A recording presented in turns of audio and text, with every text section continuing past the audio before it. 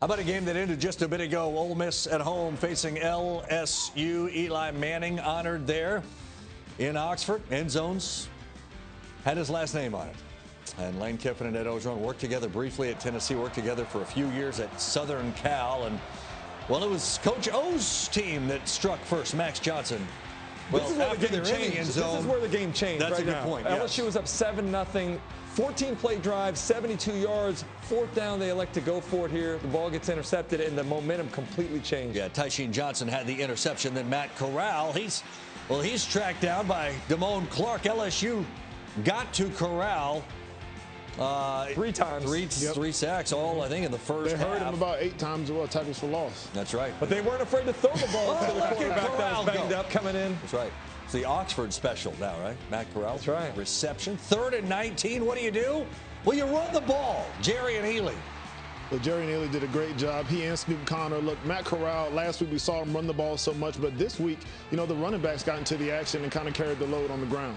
And then they finished the drive. Casey Kelly from Corral, and it's 10-7. And, Lane with that fist pump, he's all kinds of happy. 2-minute drill now for Corral, late in the half. Across the middle. Ontario Drummond, chunk play. 2nd and 4. Miles battle. We saw LSU defensively played better last week against Florida in the win. They were not quite as effective in this particular day. Ole Miss running it with ease. Corral into the end zone, touchdown. 17-7 at the break. Yeah, I was going to say, a lot of those things kind of crept back up on LSU. There were some plays that they didn't seem to give the effort. There were some missed tackles down the field. Yeah, didn't look very interested in stopping the run at all today. That's a bad thing then. Corral to Henry Parrish Jr., wide open. There's 1-2. Later in the drive, 4th and 3. Lane loves to go for it. Let's go. 4th and 3. Corral. Go.